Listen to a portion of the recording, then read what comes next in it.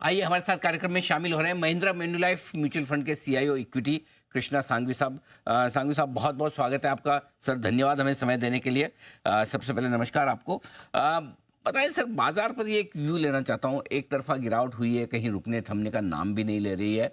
लोग डरे हुए हैं, जानना चाहते हैं और कितनी गिरावट हो सकती है, या मतलब वैल्यूएशन वगैरह के हिसाब से जो होना था हो गया। आपका क्या व्यू है सर?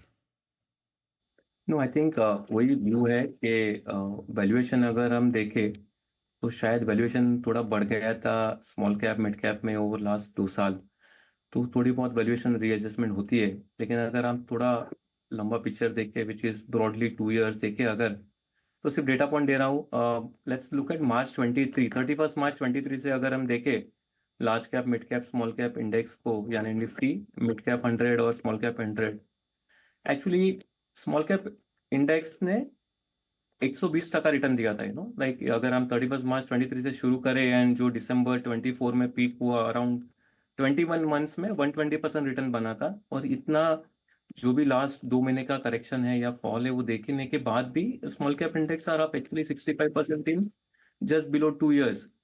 तो वैसे आप देखें तो मार्केट में थोड़ा बहुत वैल्यूएशन एडजस्टमेंट हो रहा है, but net net market outlook is very much linked to Indian economic growth, and how investors behavior can possibly decide whether small caps या large cap या mid cap का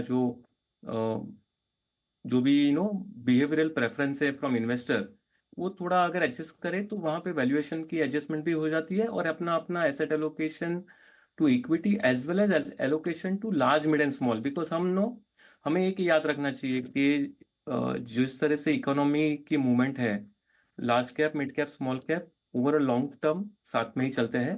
यानी जब भी शॉर्ट पीरियड में ज्यादा डिविएशन आता है तो शायद एसेट एलोकेशन एंगल से देख के लार्ज मिड स्मॉल में एलोकेशन चेंज कर सकते हैं। अभी के लिए ये जो जो डेटा पॉइंट दिया आप मैंने कि भाई 120% return Nifty small cap index में बन चुका था, तो वो एक एक रिव्यू पॉइंट रहता है। हर इन्वेस्टर को डिसाइड करना चाहिए कि हमें कौन से पॉइंट पे हमारा खुद का एसेट एलोकेशन टू या तो इक्विटी या तो फिर लार्ज मिड स्मॉल रिव्यू करके थोड़ा बहुत पोर्टफोलियो स्टांस चेंज करना चाहिए।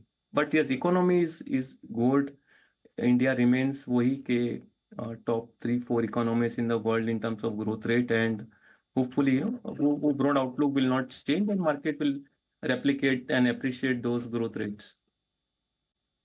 इंटरेस्ट बेहतर होते हुए दिख रहे हैं, इसलिए लार्ज कैप शेयरों में बने रहना ज़्यादा बेहतर है, या फिर पोर्टफोलियो थोड़ा सा बदल लें।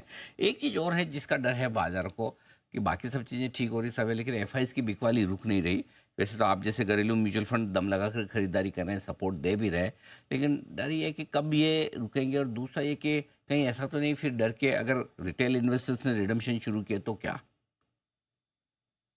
नो, आई थिंक अगर रिटेल इन्वेस्टर देखे broadly, see they are aware of this overall India story कि इंडियन इकोनॉमी जो ग्रोथ पाथ पे है, और जिस तरह से आज हम शायद ये जो फॉल्स देख रहे हैं, एएसपी वाले को बुलाना है। अगर लास्ट 10 साल की हिस्ट्री या 20 साल की हिस्ट्री देखें तो काफी ऐसे इंसिडेंट्स हुए हैं कि जहाँ पे मार्केट्स ने शायद similar kind of negativity was prevailing.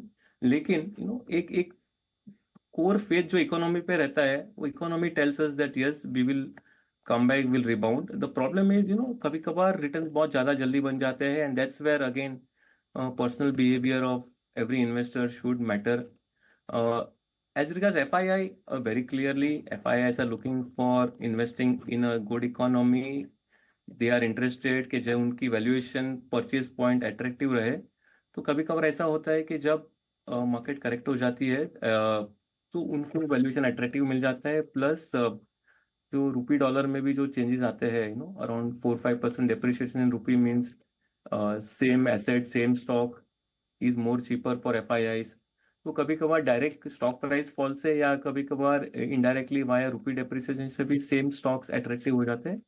I think जो इन्वेस्टर्स को इंडिया ग्रोथ स्टोरी में इंटरेस्ट है वो तो शायद इंडिया में they will always review their positions at a valuation point and come back. Sir, किस तरह के सेक्टर्स आपको लगता है जब भी बाजार में रिकवरी आए, तेजी आए, तो वो आउट परफॉर्म करेंगे और वहां निवेश करना ज्यादा बेहतर होगा?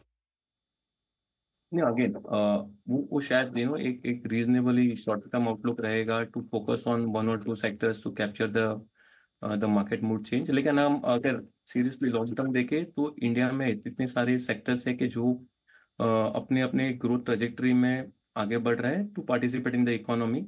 और जिस तरह से इकोनॉमी ग्रो हो रही है, नए नए सेक्टर्स जो आ रहे हैं, तो शायद 5 साल पहले some companies were not there that business, so will not worry so much about sector. But yes, आज की तारीख में अगर प्योर वैल्यूएशन अट्रैक्टिवनेस देखें, तो एक banking sector looks interesting, consumer also looks interesting, क्योंकि जो बजट में जो टैक्स ब्रेक मिले हैं, तो net consumer surplus is increasing, and उसकी वजह से कंज्यूमर कंपनीज को काफी बेनिफिट हो सकता है।